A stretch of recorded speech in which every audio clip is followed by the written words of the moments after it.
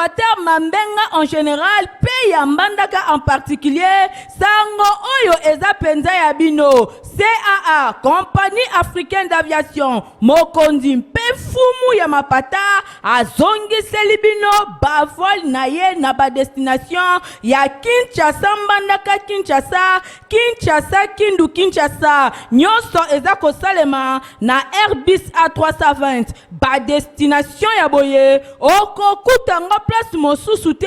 kaka na CAA, Compagnie d'Aviation oyo ba Congolais balova, à partir déjà ya le 19 décembre 2022,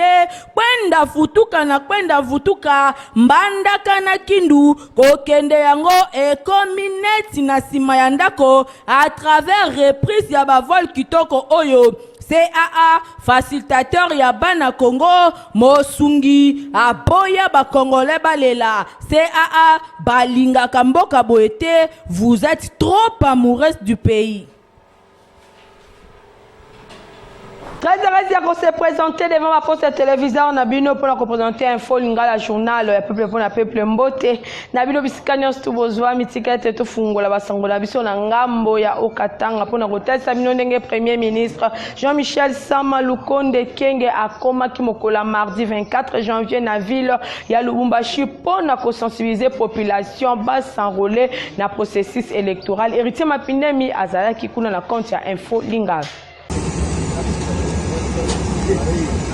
A Komaki na début ya après-midi, ya mardi 24 janvier 2023 na Lubumbashi, Jean-Michel Sama Lukonde Kenge azalaki accompagné na foule moko ya makasi babandaki na aéroport ya Luano tina grande place ya poste oyo ezali bongo na kombo ya Moïse Chombe. Foule moko ya makasi bazalaki na esengo po na koyamba ye malgré moi ezalaki makasi kasi bango nyonso bazalaki wana. Slogan ezali kaka moko victoire ya Fatou Beton na élection ya 2023 pe elan moko véritable ya démonstration de force oyo etalisi capable à écraser motonyos na l'élection il y a 2023 ndenge ambiance ezalaki makasi. Jean-Michel Sama Lukonde Kenge asengi na unité ya force sociale nyonso autour ya vision ya chef de l'État Félix Antoine Tshisekedi Tshilombo. Chef ya gouvernement sengi na population ya Okatanga ba s'approprier na processus électoral baye bana ko s'enrôler alobi azane sengo ya kei oyo ba réserva kiye ko utanaye na ville ya Kinshasa. Apesa ki merci na bana nyonso ya basi pe ya mibali ya province ya Okatanga boye na nkombo ya Félix Antoine Tshisekedi pe baba kyungu wa kumwanza oyo lelo ezali mokolo moko ya sengo tokoti na mbula ya sika année 2023 asengaki na nzambe apambola bana nyonso ya Katanga oyo bazali ko soutenir chef de l'État Félix Antoine Tshisekedi Tshilombo na vision na ye ya kounifier République démocratique du Congo pona oyo etali ba élection et les kamalamu na décembre. Chef ya gouvernement a rassuré que bazali ko accompagner seni pona ba élection ezala ba élection ya qualité bakosala biloko moko ya malonga. Après meeting chef ya gouvernement akendaki ko présider réunion ya conseil ya sécurité na gouvernorat ya Lubumbashi. Na bakomi na ye na ville ya Lubumbashi oyo ezali deuxième ère opérationnelle pour na ba enrôlement boye ba ke premier ministre Jean-Michel Sama Lukonde Kenge apesa ki meeting moko ya monene na place ya poste et pas wapi a sensibiliser ki population pour na oyo etali enrôlement. Encore une fois de plus héritier Mapindem. Premier ministre Jean-Michel Sama Lukonde Kenge a komaki na début ya après-midi ya mardi 24 janvier 2023 na Lubumbashi, chef-lieu ya province ya Okatanga, accompagné na quelques membres ya gouvernement. Sama Lukonde azalaki ya koyamba makaka epai ya gouverneur ya province te kasi ba autorité locale pe ba membre mosusu ya cabinet bango pe bazalaki na kati ya marée humaine oyo bayaki ko souhaiter bienvenue epai ya chef ya gouvernement ya ba warrior Jean-Michel Sama Lukonde Kenge. Chef ya gouvernement atalisi ke na marge ya lancement officiel ya ba opération ya enrôlement pe identification ya population na deuxième ère opérationnelle nde ozali occasion pona ye aye bana komimonisa elongo na ba autorité locale pona ko lancer appel epai ya population ba s'approprier na processus électoral. Alobi asingelaki kopesa bango message ya salutation epai ya population nyonso ya Okatanga na ngambu ya chef de l'État Félix Antoine Tshisekedi Tshilombo bongo na sima ko annoncer que na cadre ya processus électoral na rôle na bango ya ko sensibiliser population baeba na ko s'approprier na processus électoral ndenge et kozala lancer na deuxième ère opérationnelle enrôlement pa identification ya population et kozala occasion pour na ye longo na ba autorité nyonso baeba na kosenga na population bazwa ba carte de lecteur boyeba ko apporter message oyo na cadre ya rencontre populaire oyo bango bakozala na yango elongo na ba autorité ndenge premier ministre Jean-Michel Sama Lukonde Kenge alobaki na bokomi na ye.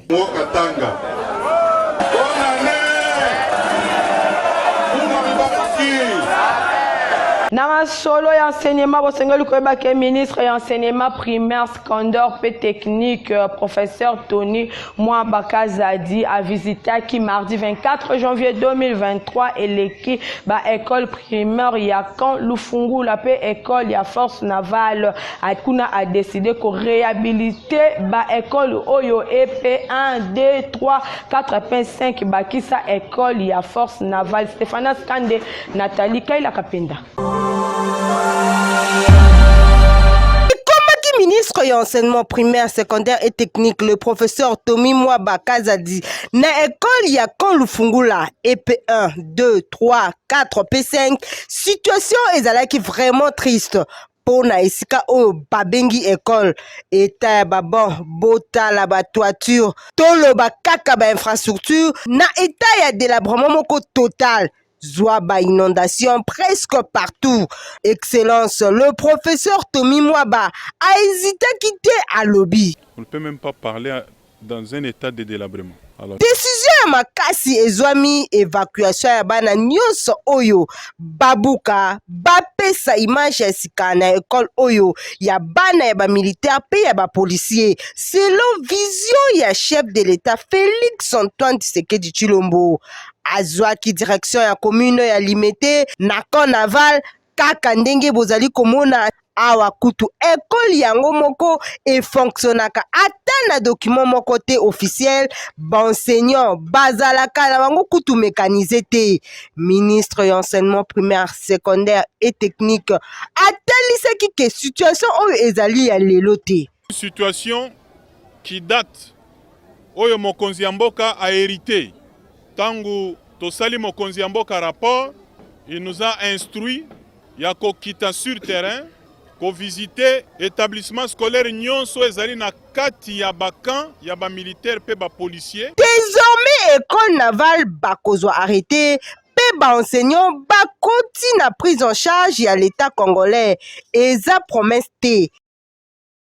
Banvula oyo ebetaki mikolo eleki ememaki badega ebele surtout na université Simo Kimbangu kuna na Bongolo etondaki na potopoto nde yango molobeli ya bana funa honorable Florent Lebe Mopia a mobilisaki ba engin pona kosala misala. Nathalie Kaila Domi Bendelo Ngwanza bazaki kuna na compte info linga. Honorable Florent Lebe Mopia toujours pene ya base na ye surtout na bon moment difficile bambula oyo witaki ko beta mikolo ebele na ville ya Kinshasa et celle qui ba dégâts ya ndenge na ndenge ndakisa awa liboso ya université Simon Kimbangu débordement ya rivière Kalamu etindelaki bango ba potopoto ya ndenge moko ya kosakana te tango ayokaki likambo oyo ye alalaka pongi te na makambo ya boye. Honorable Florent Lebe Mopia mur ya lamentation ya bana funa a intervenaki rapidement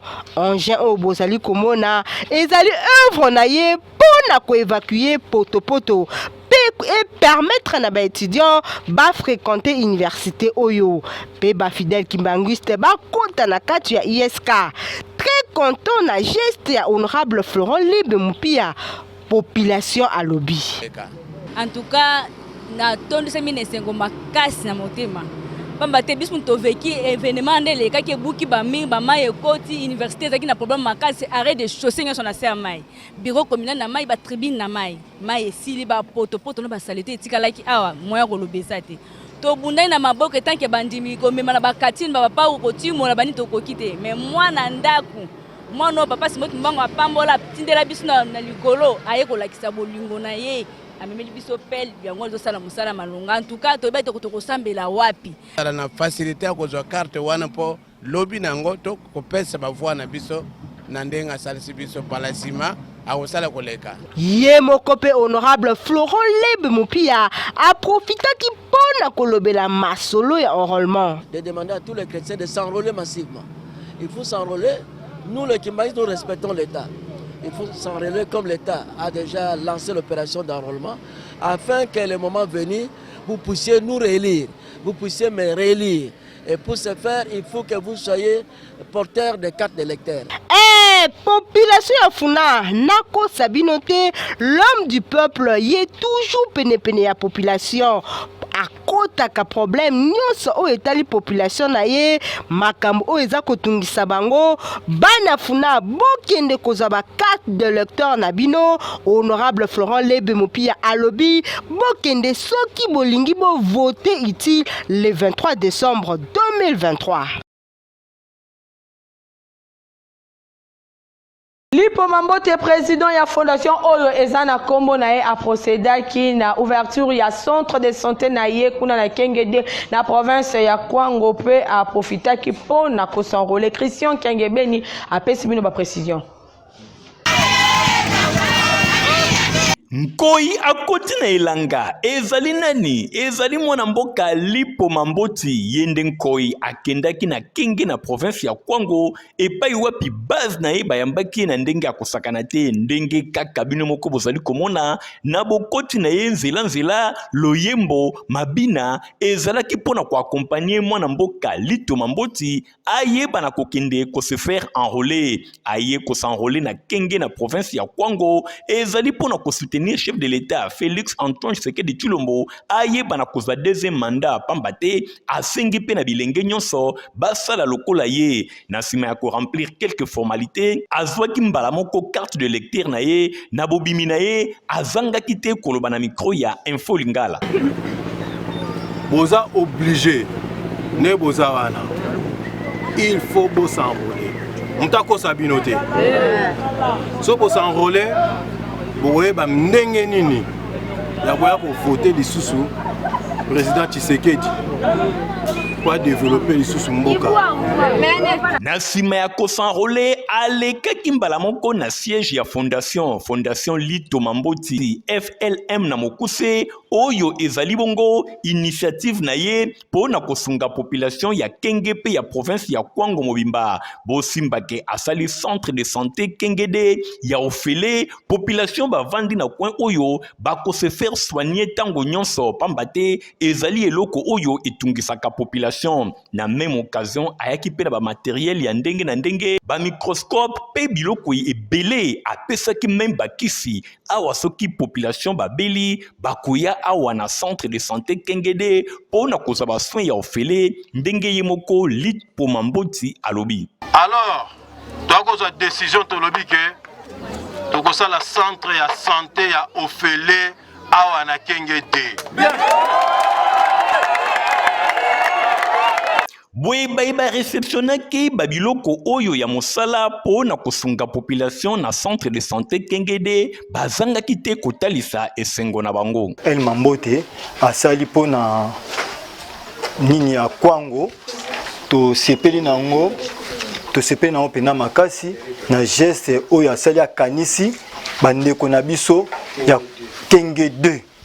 Honorable Paul Bindu Moussamba Yepe a s'enrôler qui samedi 21 janvier na commune Yangalema Epa Yuapi Azala qui accompagné na Mubange na base Francis Monsia a fait simili ba détail. Oyo boza komona boye eza nango pona meeting te to baza ko kabonela batu biloko ya bonane kasi ezande ba militaire ya parti politique éveil de la conscience patriotique et CP na mokuse ya mwana mboka Paul Bindu Moussambali bakisela océan le chouchou de Lukunga population nyonso bayaki pona ko accompagner numéro 1 Lukunga veut dire leader Paul Bindu Moussambali pona enrôlement na ye e bongo tembo ayaki engaye batu batundaki na ndenga kosakana te luye lupe kembo kolongwa wana na Pacific Palace bakenaki korta kota na kokodikoko na foule plus de 5000 personnes bayana bango kaka pona enrôlement ya leader ya Lukunga un temps bakoma na complexe scolaire Mbangi kuna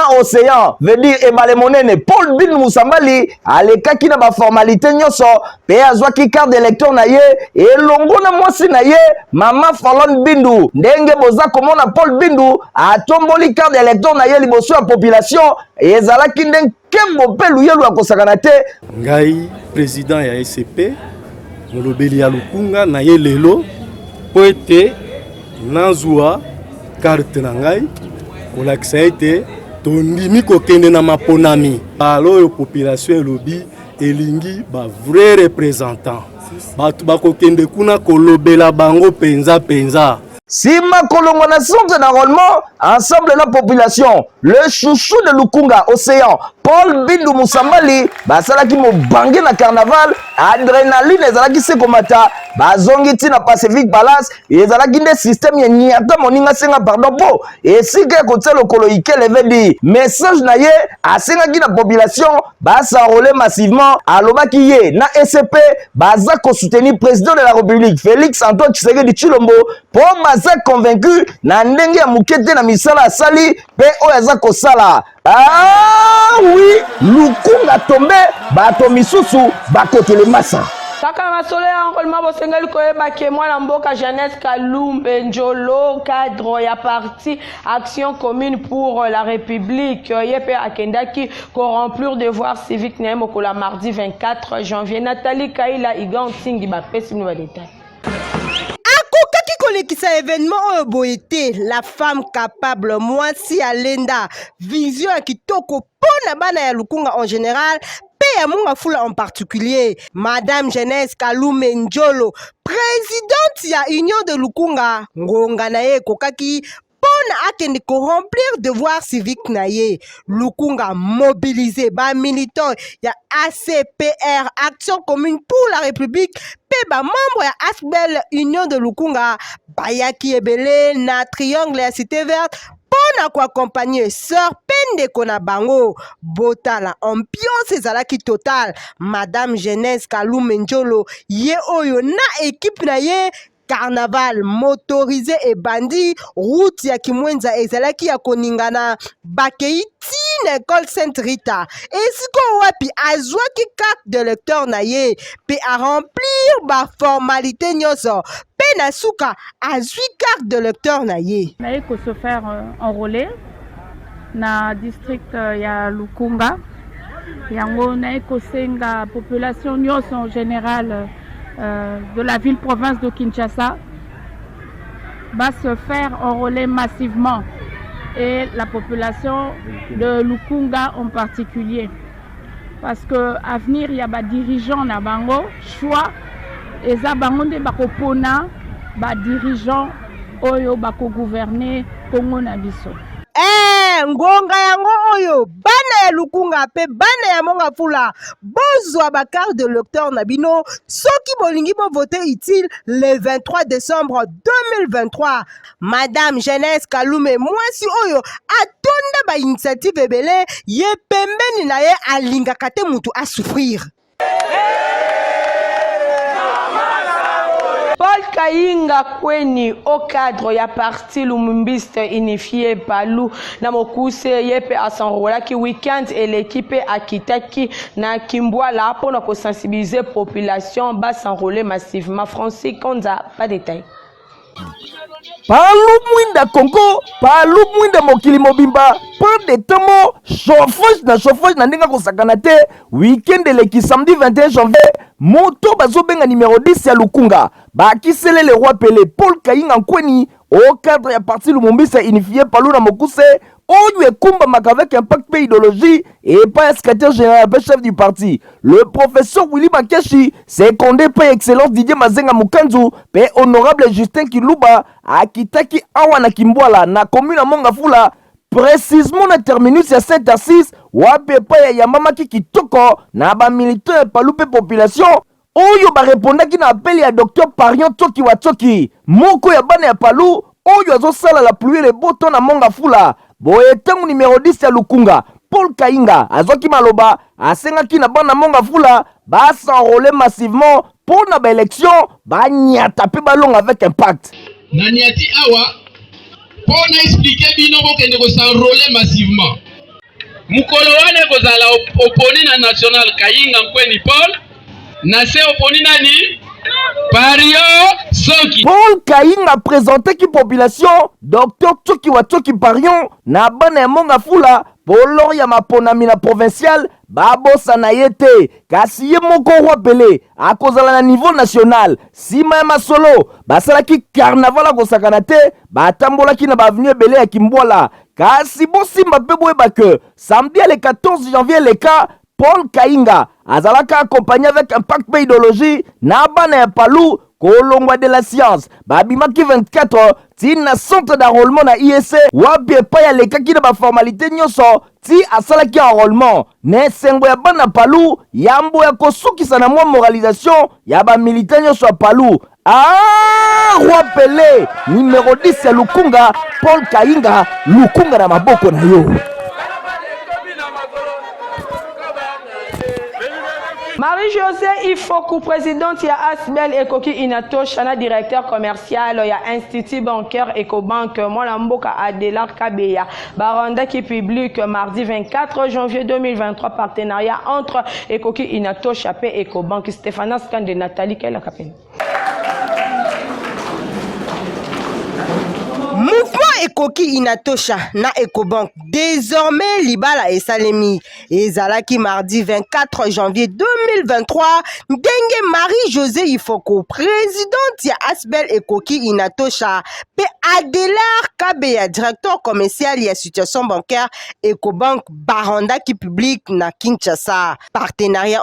entre Ekoki Inatosha pe Ecobank nyoso et salemi na cadre ya programme élève déjà quelques membres ya coordination ya réseau Ekoki bakendaki kolanda formation ya programme élève objectif ya partenariat oeza ya ko accompagner ba maman na autonomisation c'est-à-dire ba maman ba bango moko ko se prendre en charge selon programme ya éducation financière élève na Ekoki likelemba ko pesa makasi na petite et moyennes entreprises ya ba maman koyeba ba pratique bancaire et ça les makandenge nini na micro ya info lingala Marie-Josée Ifoko elongo na directeur ya ba institution bancaire ya Ecobank balobi Ecobank azali na produit moko babengi Elevate ezali pona kotombola ba mama kobimisa bango na kati ya ba business na bango basalaka misala na bango. Et c'est ainsi que tosangani tomiti ensemble comme un mariage pour travailler pour na ba maman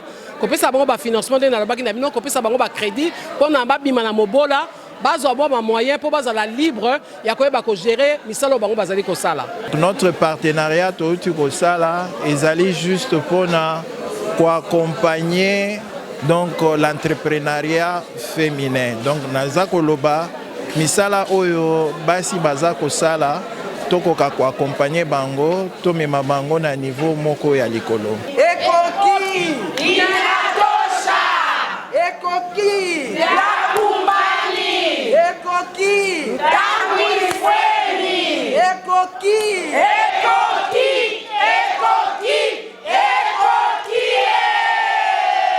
Na cadre ya 30 ans ya société ya aviation CAA ezali composé na 99% ya ba congolais info lingala lelo et meki ko présenter les bino ba cadre P ba directeur oyo baza ko constituer compagnie africaine d'aviation CAA.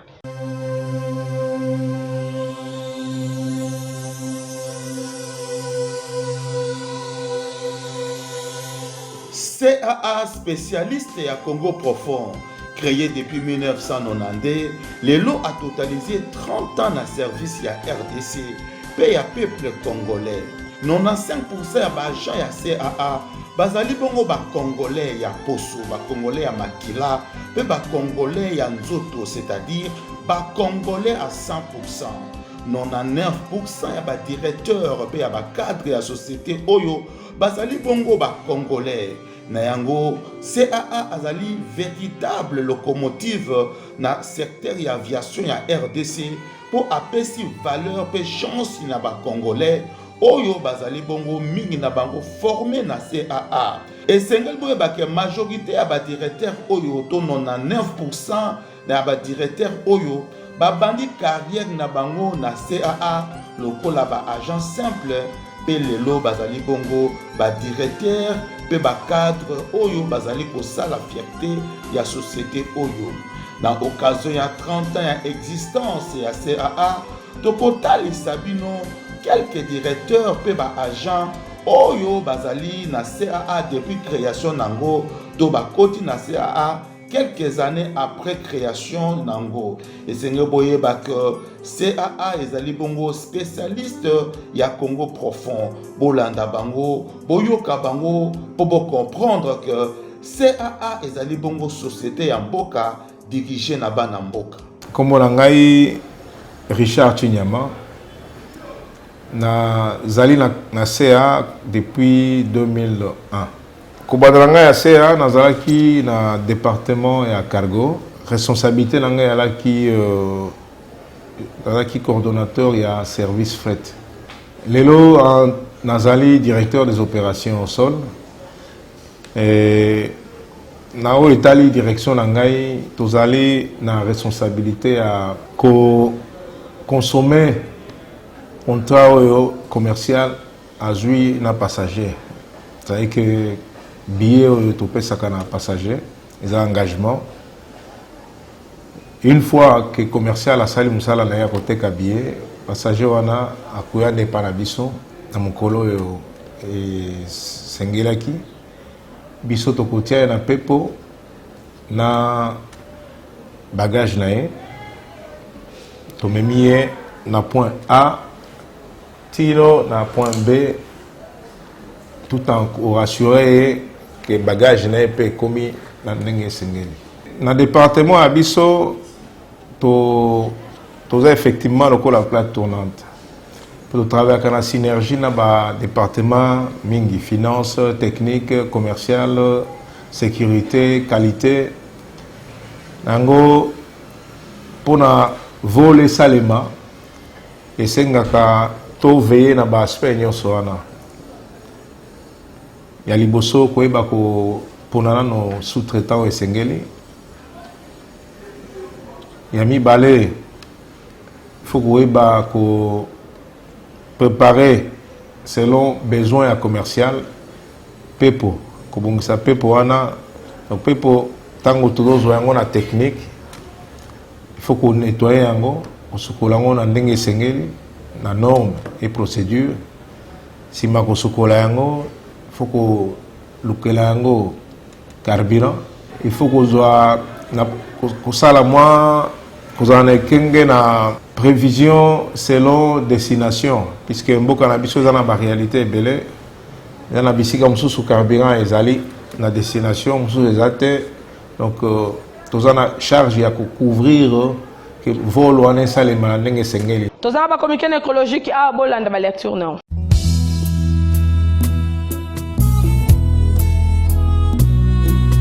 Ba famille Bumba, évêque de Nilesi, famille Kanka Chubwabwa, Mama Tina Lesi, communauté Bakwangandu, Peba na nyonso ya famille Bumba, bazana mawa ya kuebisa na bandeko baninga pe baeba na bango nyonso, liwa ya mama na bango, belle-mère, sœur pe grand-mère, na kombo ya mama Julienne Kapinga Mwakwamba, ye akufaki depuis mardi 17 janvier oyo eleki na sima ya bokono ya tango molai. Bosimba ke programme ya matanga ezali boyi. Lundi 30 janvier, veillée mortuaire ekosalema na salle cristal ya foire internationale ya Kinshasa na chapiteau kuna bakokota na première porte ya Fikine. Mokolo ya mardi 31 janvier 2023 na ngonga ya 9h, recueillement ekosalema na morgue ya hôpital ya cinquantenaire. Pe enterrement ekosalema le même mardi 31 janvier na cimetière ya nécropole 3 de l'éternité. En attendant,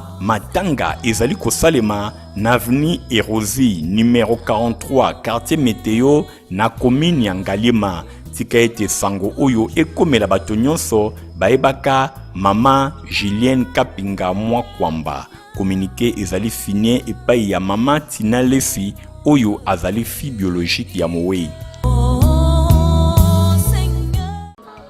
Famille Aouka elongona promoteur John Aouka Moma bazana mawa ya kuebisa na baninga bandeko pe bayiba na bango nyonso liwa ya mama Koko pendeko na bango na kombo ya Joséphine Shinja Mbayo ye akufaki mokolo ya mardi 17 janvier 2023 na clinique Bondeko oyo ezwami na commune ya Limete.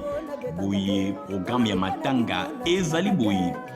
mokolo ya vendredi 27 janvier 2023 de veillée mortuaire ekosalema na salle babengi Matu Samuel oyo ezwami na croisement ya baveni Asosa Pengiringiri.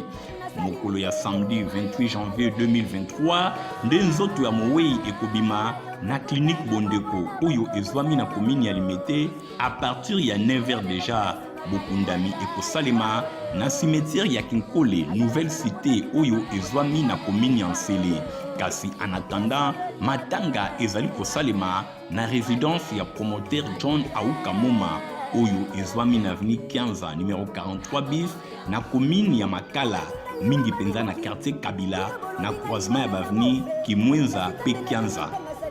Tika été communiqué oyo ekomela bato nyonso bayebaka mama Joséphine Shinja Mbayo.